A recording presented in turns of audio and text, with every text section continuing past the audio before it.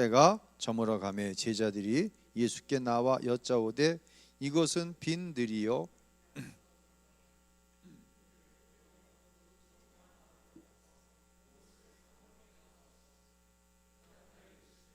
너희가 먹을 것을 주라 하시니 여짜오되 우리가 가서 200데나리온의 떡을 사다 먹으리이까 이르시되 너희에게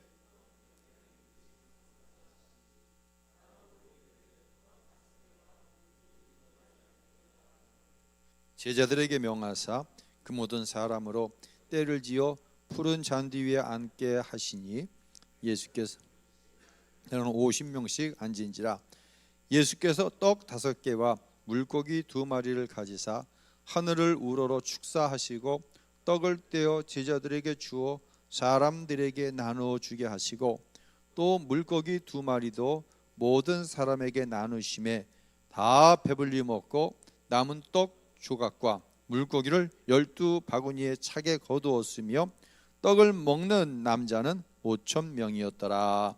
아멘. 할렐루야. 지금이 영하 8도로 나오는데 맞는지 틀리는지 모르겠어요. 그냥 보일러를 계속 돌렸는데도 이 예배당 공기가 데워지지 않아가지고 지금 여분의 모든 전열기를 지금 총동원했어요. 그만큼 많이 춥습니다. 하나님께서 이 추운 밤 여러분을 부르신 것 자체가 은혜인 줄로 믿습니다. 또 그 부르심에 어떤 이유로 순종하며 나왔든지 하나님께서 여러분을 부르신 것에는 후회도 없고 할렐루야. 예, 이 밤 구별된 거룩한 부르심의 응답에 하나님의 나라의 놀라운 축복의 역사가 여러분 가운데 임하게 되시기를 예수님의 이름으로 축원합니다. 이제 성탄 계속해서 성탄에 대한 이야기가 나옵니다. 24일이 주일이고 밤에는 축하의 밤이고 25일 날 우리 시온 찬양대가 열심히 칸타타를 준비하고 있어서 앞으로 오늘 내일 모레 글피까지는 계속 성탄절이 이어질 거예요. 여러분, 예수님의 성탄은 거룩한 헌신입니다. 여기서 거룩하다고 하는 것은 구별된 헌신이라는 거예요. 왜 성탄이 거룩한 구별된 헌신이냐 생각해 보세요. 하나님께서 인간의 육체를 입고 우리 가운데 오셨어요. 하나님과 원수된 죄인된, 그러나 그분은 죄가 없으신데 죄된 인간의 육신을 입고 오셨다는 얘기예요. 이것이 기적이에요. 세상으로 설명할 수 없는 거룩함, 구별됨이 예수님의 성탄에 있다고 하는 것이에요. 이 거룩한 기적의 출발점은 뭐냐? 바로 요한복음 3장 16절처럼 하나님이 세상을 이처럼 어떻게 하셨어요? 사랑하사. 할렐루야. 하나님이 나를 사랑하셨기 때문에 이 구별된 기적이 출발되었다고 하는 것이죠. 기적을 위해 필요한 것이 있습니다. 하나님께서 우리를 사랑하셔서 구별된 헌신으로 성탄하셨던 것처럼 하나님의 이루시는 모든 기적에는 구별된 헌신이 있는 거예요. 기적은 거룩한 헌신을 통해 주어진다. 이 베세다 강의 오늘 본문에 보니까 예수님의 말씀을 듣고자 약 2만여 명의 사람들이 모여들었어요. 말씀을 듣는 일은 거룩하고 구별된 일이지만 거룩하고 구별된 일에도 뭐는 고파? 배는 고픈 거예요. 때가 되니까. 이미 때가 많이 지나갔어요. 그런데 문제는 무엇이냐면 이 2만여 명을 먹일 만한 돈도 없고 그만한 떡을 살 장소도 없다고 하는 거예요. 뭐가 아니면 안 돼요? 기적이 아니면 안 되는 거예요. 능력이 아니면 안 되는 거예요. 이때 한 소년이 등장합니다. 소년이 뭘 갖고 등장하죠? 물고기 2마리와 보리떡 5개. 즉 어머니가 만들어진 작은 도시락 하나를 갖고 나타나는 거예요. 여러분, 이 도시락이 무슨 의미가 있어요? 물고기 2마리와 보리떡 5개로 2만 명을 어떻게 하겠다고 도대체 이 아이는 이것을 갖고 나왔냐는 얘기예요. 현실성이 있어요, 없어요? 예, 전혀 없죠. 예, 없습니다. 전혀 없어요. 도대체 예수님은 뭘 말씀하시려고 이 아이의 작은 도시락을 내어놓고 계시냐는 거예요. 우리는 여기서 단순히 한 어린아이의 도시락으로 예수님께서 5천 명을 먹이고도 2만여 명을 먹이고도 12관기를 남겼습니다.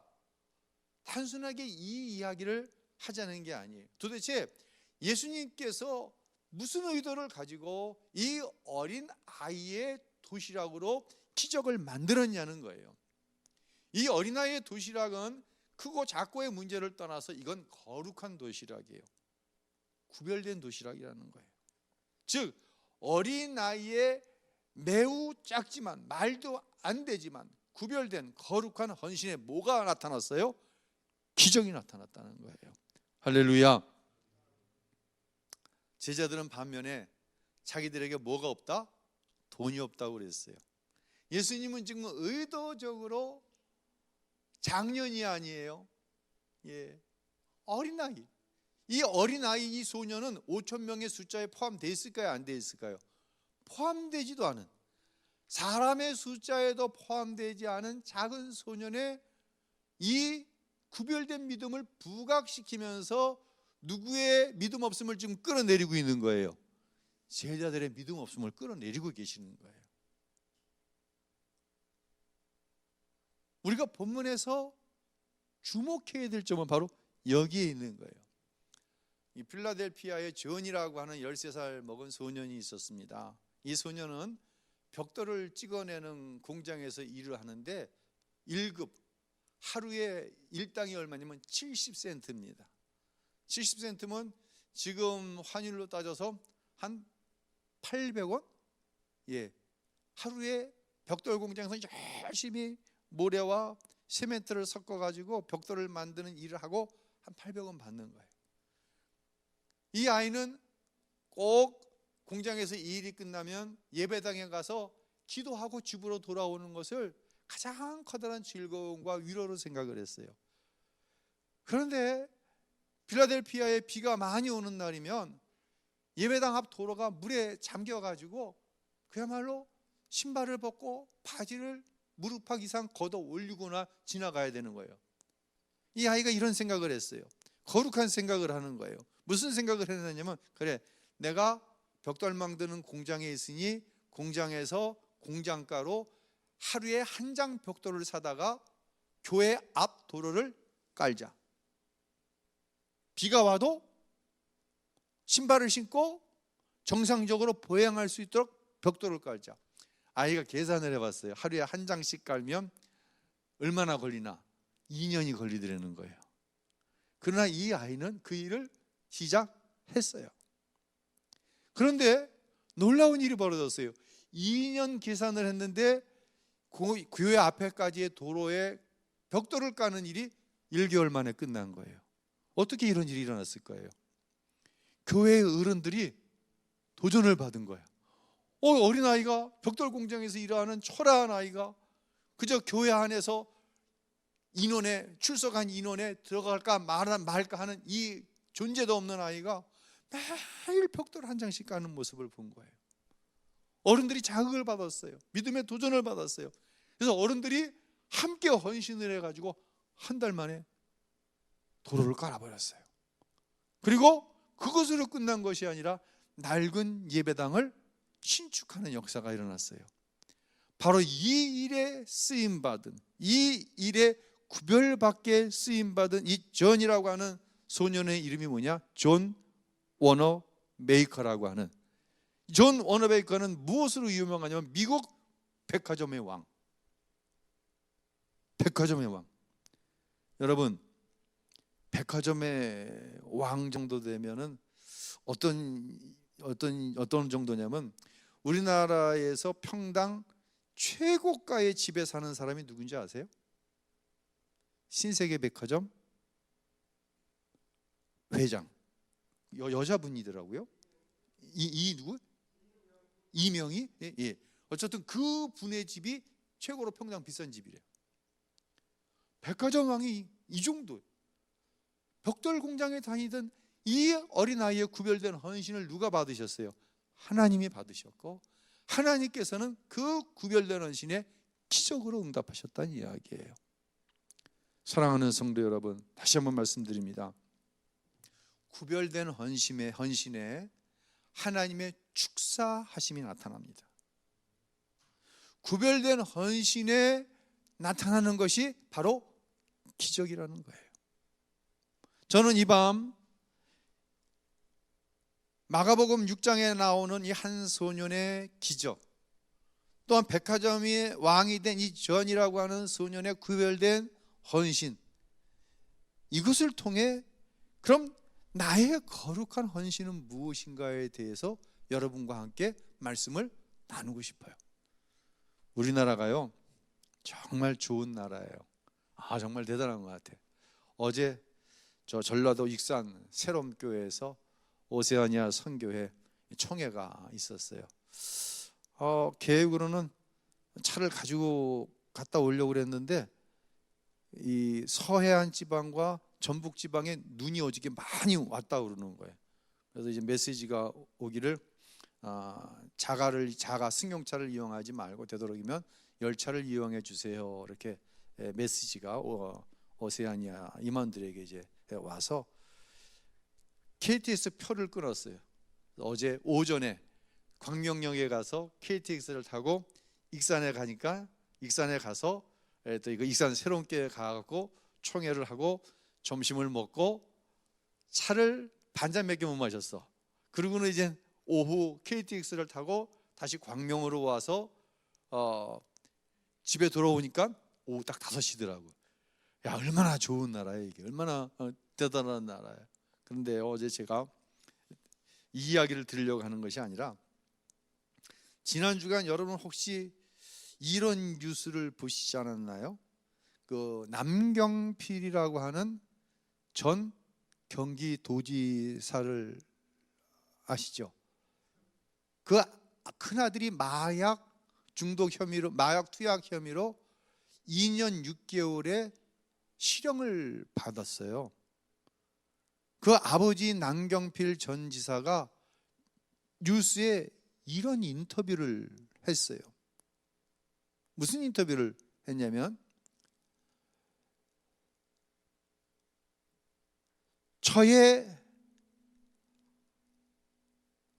아들의 재판 결과를 신속히 내려주신 재판부에 감사를 드립니다. 이제 우리 아들의 치료가 시작되었습니다. 저는 이 마약류에 빠진 젊은이들을 구원하는 일에 최선을 다하겠습니다. 요즘 뭐가 유행인 줄 아세요? 어떤 유명인이 재판을 해서 결과가 나와. 그럼 다 뭐라고 그래? 정치적 프레임을 가지고 뒤집어 씌웠다 그러고, 뭐 유전 무죄, 무전 유죄, 자기 죄를 인정하지 않으려고 하는 것이 뭐 짠 것 같아 다들. 뭐 재판부의 결정만 나오면 다 정치적이라고 그러고, 다 뭐 돈이 어쩌서 그러고. 근데 이 남경필 전 지사는 자기 아들이 2년 6개월의 실형을 받았는데 재판부에 뭐하다? 감사하다 그러는 거예요. 제가 너무 이게 낯선 인터뷰에 유심히 봤어요.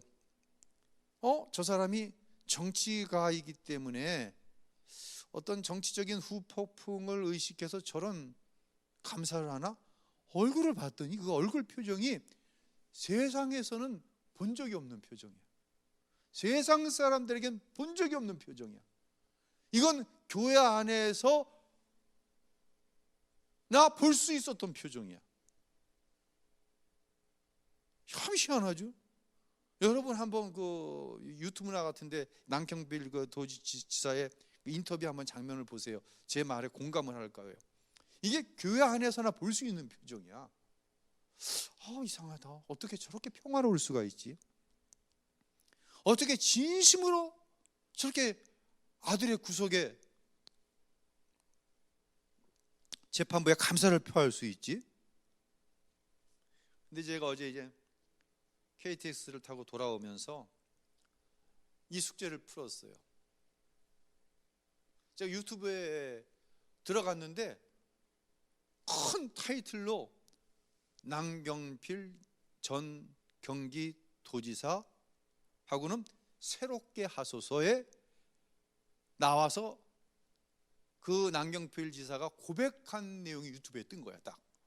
딱 올렸는데 딱 뜨는 거야. 들으면서 왔는데 내용이 이래요. 이 남경필 지사가 집사님이래. 그렇지, 이게 세상에는 없는 평화인데 이유가 있었구나. 예. 이 남경필 지사가 33살에 초선 국회의원이 된 거예요. 그리고 5선을 했어. 여러분, 이거 대단한 거예요. 5번을 국회의원을 역임했다고. 그리고 경기지사를 한 거예요. 그 부인을 어디서 만났냐면 교회 찬양대에서 만나서 결혼을 한 거예요. 그러니까 이 정도면 믿음이 있다고 봐야죠. 근데 이 남경필 지사가 자기의 믿음의 상태를 이렇게 이야기하더라고요.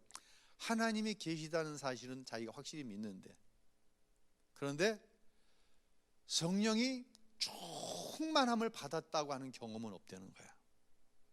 그래서 이 남경필 지사의 첫 번째 기도의 제목이 뭐였냐면, 하나님, 나 성령 좀 경험할 수 있도록 해주세요. 이런 기도의 제목을 가지고 있었어요.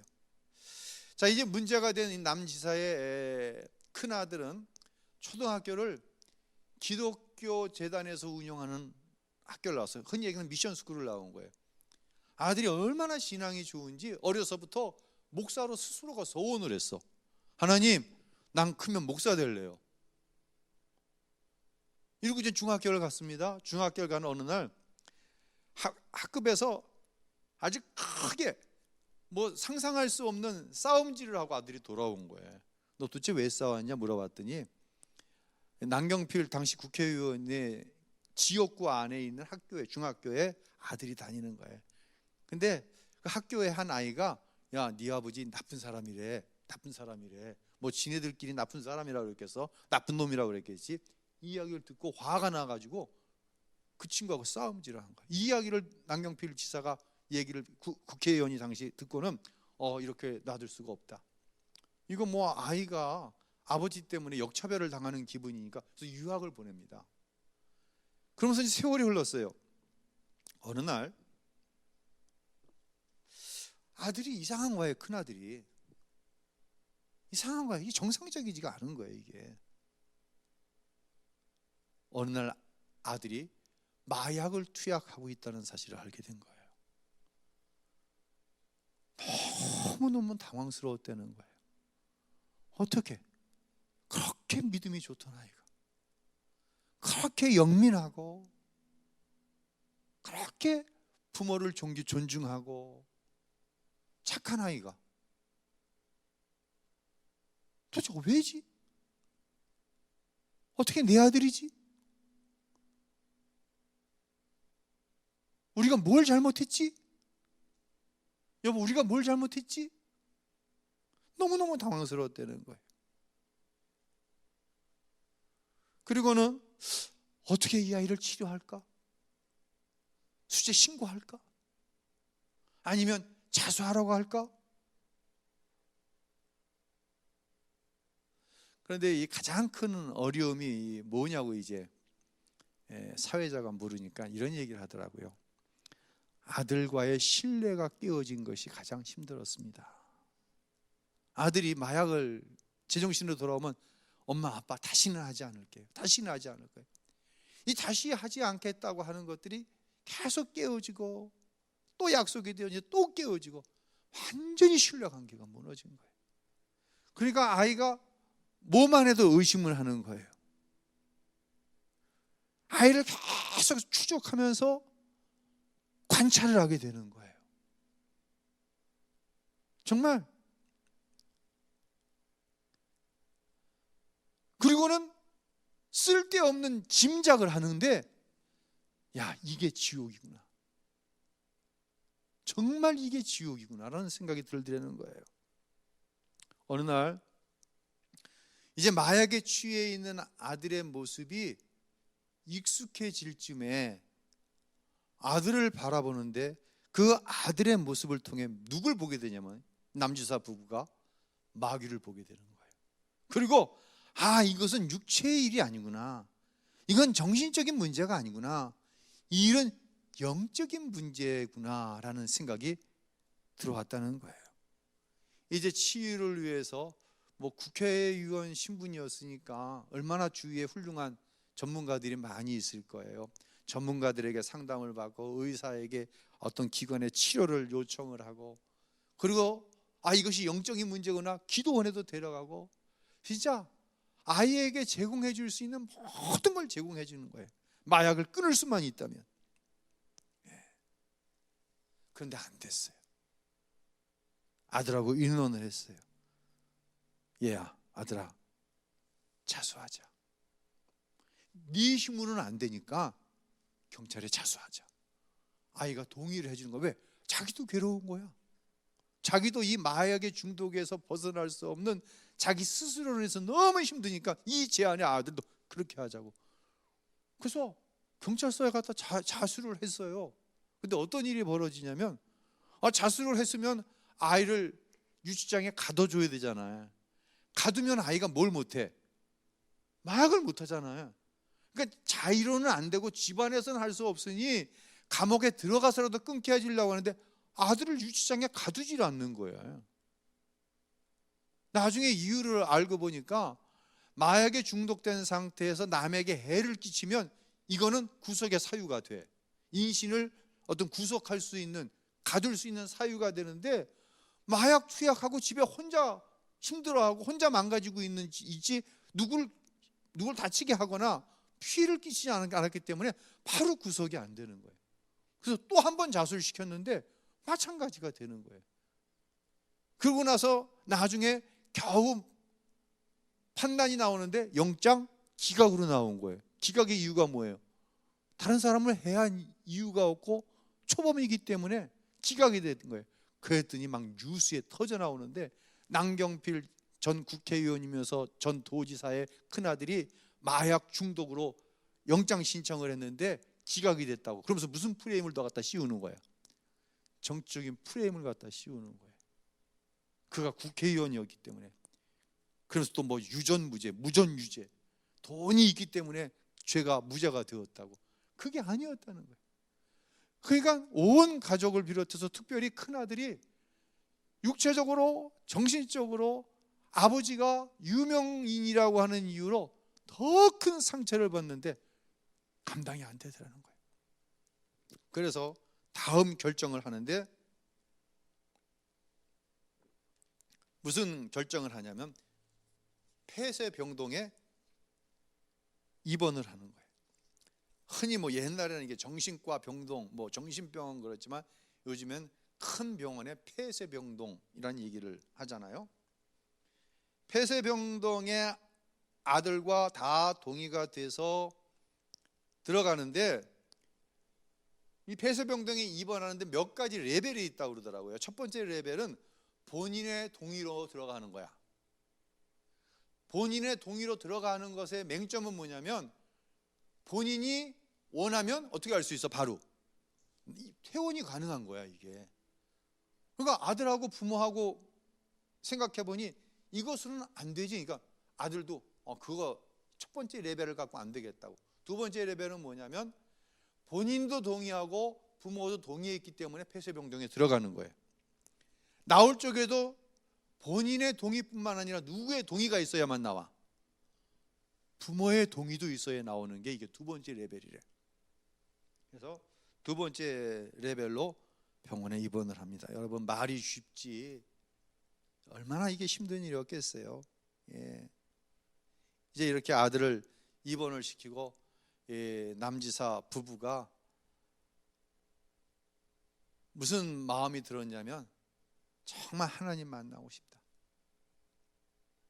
그러던 중에 어느 교회에서 성지순례를 간다는 이야기를 듣고, 자기 교회 성지순례가 아니야, 남의 교회 성지순례 가는데 부부가 쫓아간 거예요. 두 가지 기도의 제목을 가지고. 첫째 누구를 위한 기도 제목이겠어요?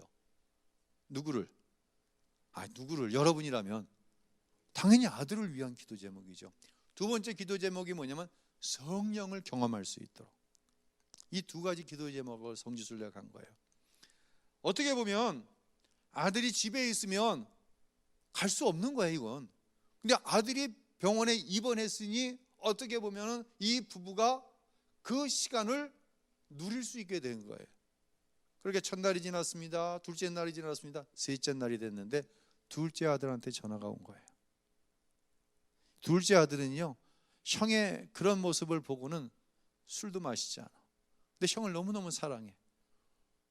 근데 둘째가 전화가 와서 하는 얘기가 형이 집으로 돌아왔다는 거야. 어떻게 그럴 수가 있어? 본인이 원해도 누가 동의하지 않았잖아. 지금 누가? 부모가 동의하지 않았잖아요. 도대체 그게 뭔 일이야? 형이 왜 집에 와 있어? 그랬더니 하는 얘기가 이런 거예요. 이 폐쇄병동 안에 2명의 군인이 입원을 했었는데 이 군인 가운데 하나가 수두에 걸려서 들어온 거야. 근데 이 수두가 누구한테 옮아왔냐면 이 큰아들한테 옮겨진 거예요. 근데 수두가 국가가 지정한 전염병이라네. 이게 국가가 지정한 어떤 전염병에 걸리면 자기 의사와 관계없이 무조건 격리를 해야 된대. 그러니까 이 입원 시설에는 격리가 돼 있는데, 그러니까 어디로 가서 격리하라고 하냐면 집으로 가서 격리하라고 내쫓아버린 거야. 쉽게 얘기해서 병원에서. 넌 국가가 정한 전염병에 걸렸기 때문에. 그래서 형 뭐 하냐 그랬더니 형이 아무래도 마약을 한 것 같다고. 곳에. 야, 그 이야기를 듣는 순간 요르단에, 성지순례 이제 요르단에 있었는데 마음이 무너져 내리는데 따로 떨어져 나가갖고 하나님 앞에 3시간, 이 남지사의 표현대로 그대로 할게요. 하나님, 도대체 나한테 왜 이러시냐고. 하나님, 도대체 어떻게 하라고 이러시는 거냐고. 지랄을 했다고 그러더라고요. 지랄을 했다고. 그 새롭게 하소서에서 그 표현을 쓰는 거예요. 3시간 동안 하나님께 지랄을 했다. 진짜 고통스러운 기도를 올려드린 거죠. 근데 어느 순간 하나님의 음성이 생각을 통해 생생하게 들려오는데 하나님이 이렇게 말씀하시더라는 거예요. 야, 내가 해볼 거 다 해봤잖아. 그랬는데 안 되지. 야, 남지사, 네가 해볼 수 있는 거 다 해봤는데 안 되지. 이제부터는 나에게 맡겨라. 그러시더라는 거예요. 야, 네가 유명 전문가에도 맡기고 의사에도 맡기고 기도원에도 가보고 다 했는데 안 되지. 그러니 이제 나에게 맡겨라. 그 음성을 들은 순간 지금까지 경험하지 못하던 평안이 밀려오는데 감당할 수 없는 평안이 밀려오더라는 거예요. 이게 이해가 돼요? 이게 이해가 돼요? 이건 세상으로는 설명할 수 없는 거예요. 남지사가 그렇게 소원하던 성령을 받은 거예요. 성령 안에서 생생한 하나님의 음성을 생각을 통해 받게 된 거예요. 이제 그렇게 이제 그러고서 그 함께 그 교회에 성지순례에 쫓아갔잖아요. 그 교회의 담임 목사님께 이 간증을 했어요. 그러니까 그 목사님께서 이런 말씀을 하시더라는 거예요. 집사님, 이것이 바로 기독교에서 말하는 하나님이 주시는 평안이라고 하는 것입니다. 즉 성령의 열매로서의 평안이죠. 그 평안 가운데 이제 비행기를 타고 귀국을 하는 거예요. 근데 마침 귀국하는 날이 주일이어서 본인이 출석하고 있는 교회에 설교를 예배를 온라인을 통해서 이제 들으면서 한국으로 이제 비행기 타고 들어오는데 목사님의 설교를 듣는데 이런 감동이 또 쑥 하고 들어오더라는 거예요. 남집사야, 네 아들은 내가 책임진다고 했지? 너는 이제 마약 중독에 빠진 다른 아이를 책임져라 라고 하는 생생한 음성이 그 설교를 통해서 주어지더라는 거예요. 그래서 이 남경필 전 지사가 뉴스 인터뷰 말미에 그런 얘기예요. 나는 이제부터 마약류에 빠진 아이들을 위해 헌신하겠습니다 라는 이야기를 해요. 목사님의 설교를 통해 네 아들은 내가 책임진다, 너는 마약에 빠져있는 젊은이들을 구원해내라, 이 음성을 듣는 순간 눈물이 터져 나오는데, 그 눈물은 슬픔이 아니라, 단순한 평화가 아니라 기쁨의 눈물이 막 쏟아지더라는 거예요. 그래서 그 이후로는 이 주머니에 항상 손수건을 가지고 다니는데 손수건이 마를 날이 없다 라고 그 자리에서 울면서 간증을 하는 것을 제가 보았어요. 사랑하는 성도 여러분, 이왕 하나님께서 저와 여러분에게 말씀하시는 구별된 헌신은 무엇일까요? 이미 우리는 하나님의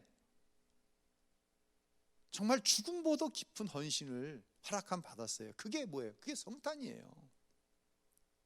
하나님이 인간의 육신을 입고 우리 가운데 오신 거예요. 당신의 죄가 아니에요. 당신의 허물이 아니에요. 저와 여러분의 죄와 저와 여러분의 허물 때문에 하나님이 인간의 육신을 입고 오셨어요. 하늘 보좌를 버려두시고 인간의 육신을 입고 우리 가운데 오신 거예요. 이건 철저하게 세상으로는 이해할 수 없는 구별된 헌신이에요.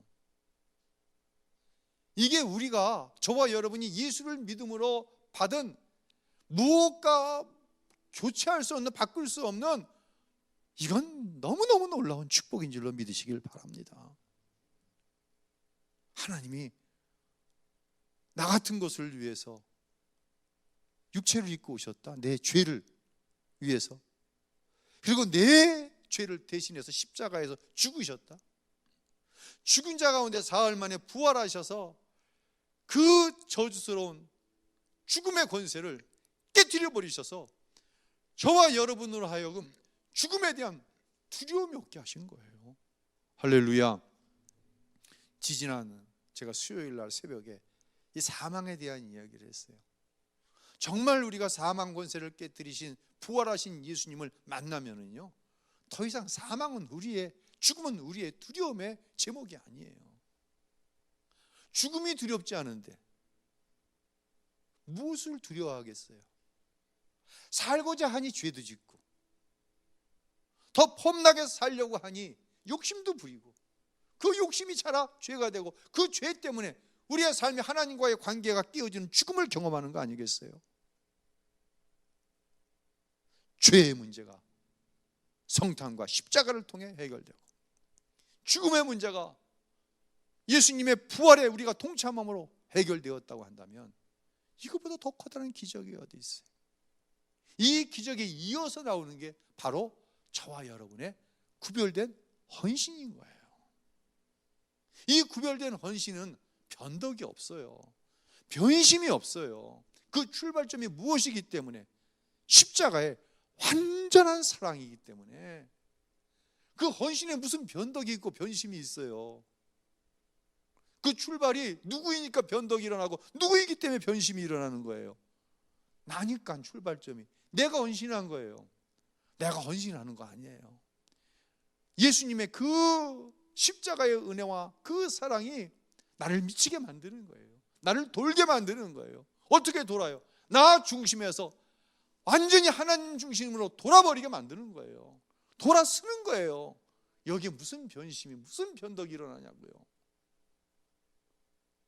이 구별된, 이 십자가에서 출발된 거룩한 헌신에 뭐가 나타난다? 기적이 나타나는 줄로 믿으시길 바랍니다. 그래서요, 이 기적의 원리는, 성경적인 원리는 기적을 경험한 사람만 기적을 나타내면서 사는 거예요. 주님의, 예수의 탄생을 통해 기적을 경험하고 그 기적을 영접해 드렸습니다. 그 주님을 영접해 드렸습니다. 그 주님을 영접할 때 내 죄의 문제가 깨지고 부활하신 예수님을 만날 때 사망의 권세를 이겨버렸어요. 이 기적을 경험한 사람을 통해 구별된 헌신이 나타나고, 이 구별된 헌신을 통하여 세상으로 설명할 수 없는 하나님의 약속된 기적이 나타나는 거예요. 할렐루야. 그러니까 아무렇게나 기적을 이야기하고 아무렇게 헌신을 이야기하고 아무렇게나 사명을 이야기하면 성경으로 해석할 수 없는 문제들이 다예요. 많은 게 아니라 다예요. 말은 하지만 남지사의 얘기대로 내가 하나님 살아계시면 분명히 믿어. 근데 성령을 경험하지 못했어. 여러분, 이건 심각한 오류예요. 예수를 그리스도로 고백하게 하시는 분이 누구예요? 누굽니까? 성령이 아니고서는 예수님이 나를 죄 가운데서 구원하신 그리스도이십니다, 메시아입니다, 고백이 안 된다니까. 그런데 어떻게 성령은 경험하지 못했는데 하나님은 분명히 믿냐고. 이건 자기 믿음인 거예요. 이건 다 이렇게 까놓고 보면은 이건 사실 예수를 영접한 거예요? 안 한 거예요? 안 한 거예요. 성령을 경험하지 못했는데 어떻게 예수를 영접해? 내가 영접한 거지. 내가 영접한 것에는 어떤 능력이 나타나지 않는다니까요. 하나님이 하신 일의 영광이 나타나고 하나님이 하신 일의 기적이 나타나는 거예요. 또 한 가지 분명한 것이 있어요. 끝까지 싸울 수 있는 힘을 주시는 거예요. 누가 주시는 거예요? 하나님이 주시는 거예요. 내 힘으로 싸울 수 있어요? 저는 목사지만 내 힘으로 못 싸워요. 내 힘으로 싸운 것은요, 당장 이긴 것처럼 보이지만 그거는 1년이 못 가서 그 싸움의 정체가 나와요. 그건 누구의 싸움이었다? 나의 싸움이었다. 누구를 위한? 나를 위한. 그러나 하나님으로 인해서 하나님의 영광을 나타내고자 하는 싸움은 달라요. 지금 지는 것 같아 보여요. 지금 무기력해 보여요. 시간이 지나가요. 하나님께서 하시는 일을 분명하게 보는 거예요. 그러면 그 다음부터는 정답이 나오는 거예요. 무슨 정답이 나와요? 말씀대로 살면 되는 거예요. 그럼 누가 책임지시는 거예요? 하나님 책임지시는 거예요. 할렐루야. 이 밤 우리 모두가 기적이 아니면 안 되는 삶의 문제를 가지고 나왔어요. 우린 이 문제를 하나님 앞에 아뢰기 전에 이번 주일날도 제가 정직함에 대한 또 얘기를 할 거지만 하나님 앞에 정직해야 돼요. 정말 내 헌신이 구별된 헌신입니까? 오늘 설교의 제목이 뭐예요? 구별된 헌신과 기적이에요. 왜? 구별된 헌신과 기적은 연결이 되는 겁니다. 그런데 이 구별된 헌신의 출발점은 뭐예요? 바로 예수 그리스도의 십자가의 은혜예요. 예수님이 왜 이 땅에 오셨어요? 우리에게 즐거움을 주시려고 오셨죠? 근데 이 즐거움은 세상이 말하는 그 즐거움이 아니라니까요. 우리에게는 즐거움이지만 예수님은 어디를 향해 가시는 거예요? 성탄하시고 나서 지금 어디를 향해 가세요? 십자가를 향해 가시는 거예요. 구별된 헌신이에요. 예수님의 그 구별된 헌신 위에 나와 같은 죄인이 옳다함 받고 용서함 받고 하나님의 자녀 되고 천국 백성이 되는 기적이 나타난 거예요. 그래서 우리가 경험하는 기적도 똑같은 거예요. 예수님이 구별된 헌신을 통해 십자가를 향해 나갔던 것처럼 나 역시도 구별된 헌신을 통해 어디를 향해 나가는 거예요? 십자가를 향해 가는 거예요. 이때 하나님께서 싸울 힘도 주시고 끝내 이기게 하시고 하나님의 보좌 앞에 섰을 때 하나님의 놀라운 상급의 제목이 바로 구별된 헌신, 십자가로부터 출발된 구별된 헌신인 줄로 믿으시기를 바랍니다. 교회는요 철저하게 이 구별된 헌신 위에 세워져야 돼요. 그래야 세상에 어떤 풍파가 불어도 마귀의 어떤 공격이 오든 절대로 무너지지 않고 이 교회를 통해 많은 영혼들이 구원함을 얻고 할렐루야, 많은 사람들이 아니라 모두가 하나님께 이르시는 놀라운 기적과 능력을 경험하게 되는 줄로 믿으시길 바랍니다. 이 일을 위해서 누가 오셨다? 하나님이신 예수님께서 성탄하셨다. 할렐루야. 이 밤 이 성탄의 기적, 이 성탄의 능력, 이 성탄의 기쁨, 이 성탄을 통해서 흘러 넘치는 나의 헌신이 결코 헛된 헌신이 아니라 끝내 하나님은 승리하게 하시고 끝내 하나님은 약속하신 축복을 우리의 삶에 나타나게 하시는 줄로 믿음이 주어지는 그런 성령의 강력한 도전과 그런 성령의 충만한 은혜의 역사가 이 밤 우리 모두 가운데 있게 되시기를 예수님의 이름으로 축원합니다. 우리 찬양하겠습니다.